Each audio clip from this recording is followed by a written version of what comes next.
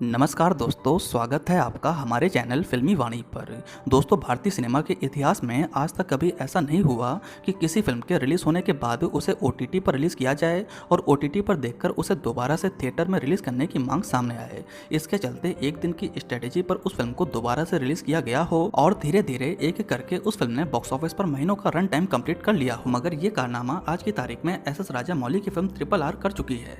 हमारे देश में हॉलीवुड फिल्मों का हमेशा से बोलबाला रहा है। मार्वल और डीसी से लेकर क्रिस्टोफर नॉलन की फिल्में हमारे देश में तगड़ा बिजनेस करती आई हैं। हॉलीवुड फिल्मों का एक बड़ा मार्केट इंडिया में काफी लंबे समय से रहा है। इतना ही नहीं, कभी कभी तो ये हॉलीवुड की हिंदी डब फिल्में इंडियन फिल्मों को डोमेस्टिक बॉक्स ऑफिस पर बीट करके भी चली जाती हैं। वहीं इसी के विपरीत हमारी फिल्मों को हमेशा से कमतर आका गया है। इंटरनेशनल मार्केट में इंडियन फिल्मों को हमेशा से एक तरह से बॉलीवुड ही रिप्रेजेंट करता आया है। यही वजह रही कि इन फिल्मों को वो सफलता नहीं मिली जो वहाँ की एवेंजर, स्पाइडरमैन, बैटमैन और अवतार सरी की फिल्मों को हमारे देश में मिली। मगर आज एक फिल्म आ चुकी है जिसका हॉलीवुड या यूं कहें कि यूएसए में जबरदस्त क्रेज हो चुका है। वहाँ की ऑडियंस से लेकर फिल्म रिव्यूअर और इवन हॉलीवुड के कई बड़े बड़े सेलिब्रिटीज ने इस फिल्म को लेकर तारीफें करी और बताया कि RRR ने उन्हें जो थिएटर एक्सपीरियंस दिया वो अद्भुत था। दरअसल जब इस फिल्म को ओटीटी पर रिलीज किया गया तो देश विदेश में इस फिल्म को लेकर एकदम से हाइप उठने लगा। नेटफ्लिक्स पर देखने के बाद फिल्म को थिएटर में रिलीज करने की मांग उठी और इस फिल्म को दोबारा से थिएटर में लगाया भी गया। फिल्म को देखने के बाद फॉरेनर्स की तरफ से वो रिस्पॉन्स देखने को मिला जो साउथ फिल्मों को साउथ स्टेट में उनके फैंस की तरफ से देखने को मिलता आया है।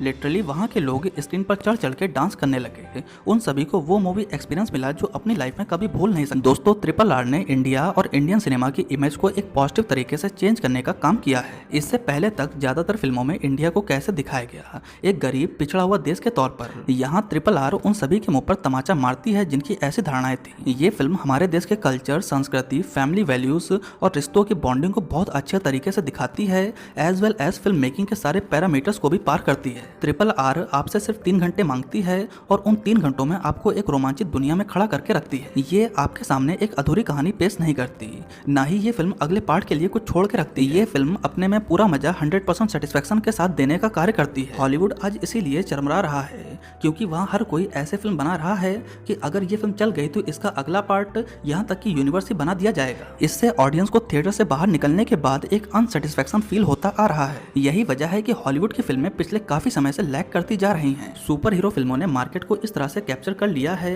कि ऑडियंस को ना कुछ नया देखने को मिल रहा है और ना ही वे कुछ नया बना पा रहे हैं। इसी के चलते हॉलीवुड काफी लंबे समय से मीडियोकर फिल्में ही देता आ रहा है। ऐसे में RRR जो फील कराती है ये उनके लिए पूरी तरह से नया था। सेटिस्फेक्शन के साथ उनके लिए ये फिल्म अकल्पनीय रही। लोगों के रिएक्शन इस तरह से आने शुरू हुए कि वे कहने लगे कि वे इंडिया की अब और फिल्में देखेंगे। लोग एस.एस. राजामौली की पुरानी फिल्मों को देखने की डिमांड कर रहे हैं। इवन बाहुबली को लेकर भी इसी तरह का रिएक्शन आने शुरू हो चुके हैं। आपको बता दूं कि नेटफ्लिक्स पर रिलीज होते ही इस फिल्म को ग्लोबली रिकॉग्निशन मिलना शुरू हो गया था। जून में ही इस फिल्म ने 45 मिलियन आवर का वॉच टाइम कंप्लीट करके दिखाया था। इसी के साथ नेटफ्लिक्स ने इस फिल्म को मोस्ट पॉपुलर इंडियन फिल्म का खिताब भी दिया है। इतना ही नहीं, ये इस साल की यूएस की टॉप 5 फिल्मों में शामिल हो चुकी है। दोस्तों, इस फिल्म को विश्व की most popular non English film भी मान लिया गया है। सबसे बड़ी बात यह है कि लगातार 10 हफ्तों से ग्लोबली ट्रेंड होने का रिकॉर्ड भी RRR के हिस्से आ चुका है। इतना ही नहीं, ये पहली भारतीय फिल्म है जो देश विदेश की सारी फिल्मों को बीट करते हुए लगातार 3 हफ्तों तक नंबर 1 पोजीशन पर ट्रेंड हुई है। इस फिल्म को ग्लोबली जितना प्यार और एप्रिसिएशन मिला है वो आज तक किसी इंडियन फिल्म को नहीं मिला। Thanks to S S. Rajamouli sir, जिनकी वजह से RRR ग्लोबली इंडियन सिनेमा को नई दिशा दे पाने में कामयाब रही है। दोस्तों, राजामौली सर की पॉपुलैरिटी अक्रॉस इंडिया में इतनी बढ़ चुकी है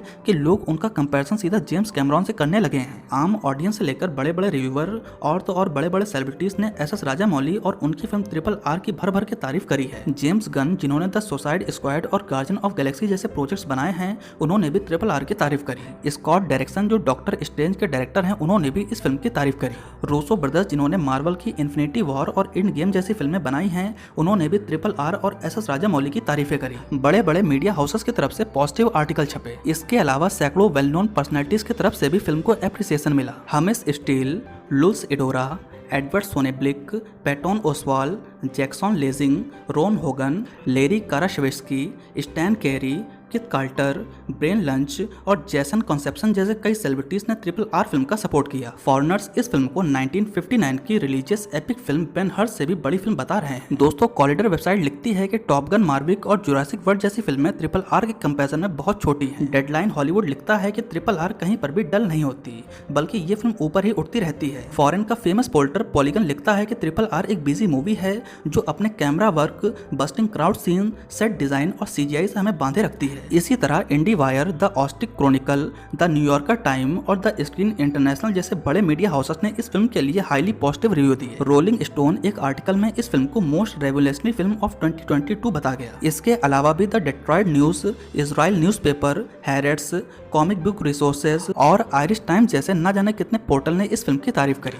ट्विटर से लेकर यूट्यूब तक इन फॉरेनर लोगों के रिएक्शन अभी तक आने बंद नहीं हो रहे। इन रिएक्शन के सैकड़ों वीडियोस आपको यूट्यूब पर देखने को मिल जाएंगे। साथ ही साथ लाखों ट्वीट्स आप ट्विटर पर पढ़ सकते हैं। RRR को ग्लोबली जिस लेवल का रिकॉग्निशन मिल रहा है वो अद्भुत तो है ही, साथ ही साथ इसने इंडियन सिनेमा की इमेज को भी बदल दिया है। हिस्टोरिकल इवेंट्स और हमारी पौराणिक कथाओं का रेफरेंस ये फिल्म जितनी खूबसूरती से दिखाती है वो शानदार है। बेसिकली कुछ पॉइंट्स में अगर चर्चा करें कि इस फिल्म को इतना ज़्यादा क्यों पसंद किया जा रहा है तो उसमें सबसे मेन पॉइंट है थिएटर एक्सपीरियंस। दोस्तों, SS राजामौली की फिल्म सभी इंडियंस को ही नहीं बल्कि फॉरेनर्स को भी 3 घंटे तक back to back theatre experience देती है। वो एक्सपीरियंस जो लोगों ने कभी फील ही नहीं किया था, या यूँ कहें कि काफ़ी लंबे समय से इस तरह का सिनेमा बनना बंद सा हो गया था। रामचरण की एंट्री पॉइंट और उनका फाइट सीक्वेंस, जूनियर NTR के entry scenes, Naacho Naacho dance, train sequence, interval point और क्लाइमैक्स में भगवान राम और हनुमान जी का रेफरेंस।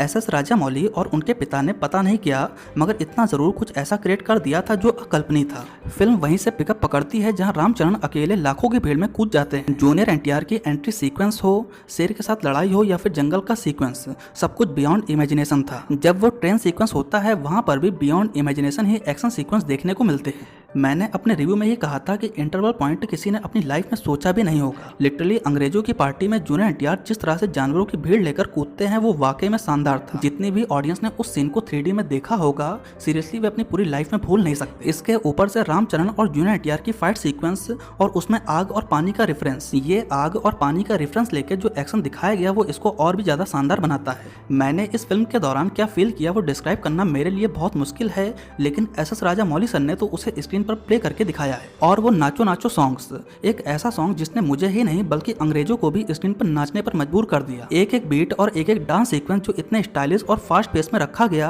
वो इंसान को थिरकने पर मजबूर कर ही देता है। इसके अलावा भाई साहब क्लाइमैक्स, जूनियर NTR का रामचरण को कंधे पर उठाकर फाइट सीक्वेंस, रामचरण का भगवान राम के गेटअप में होना और जूनियर NTR में हनुमान जी की छवि का दिखना। दोस्तों, ये सारी चीजें मिलकर हमें वो थिएटर एक्सपीरियंस देती है जो हम कभी भूल नहीं सकते। मैं इस फिल्म के एक्सपीरियंस को कभी अपनी लाइफ में भूल नहीं सकता। इन्हीं सब चीजों ने फॉरेनर्स को भी शॉक करके रख दिया। दोस्तों, इसी फिल्म के थिएटर एक्सपीरियंस पर मेरा एक डिटेल वीडियो आने वाला है। उस वीडियो में हम आपके थिएटर एक्सपीरियंस को भी आपके नाम के साथ स्क्रीन पर शेयर करेंगे। आपको बस करना इतना है कि आप अपने नाम के साथ अपना थिएटर एक्सपीरियंस नीचे कमेंट सेक्शन में शेयर करें। तो दोस्तों, ये रहा आज का हमारा एक स्पेशल वीडियो। आपको हमारा ये वीडियो कैसा लगा आप नीचे कमेंट सेक्शन में बता सकते हैं। साथ ही साथ नेक्स्ट अब आप किस टॉपिक पर वीडियो देखना चाहते हैं ये भी नीचे कमेंट सेक्शन में ज़रूर बताएं। अगर आपको मेरा वीडियो पसंद आया हो तो प्लीज़ लाइक करें, कमेंट करें और मेरे चैनल को सब्सक्राइब करें। आपका बहुत बहुत धन्यवाद।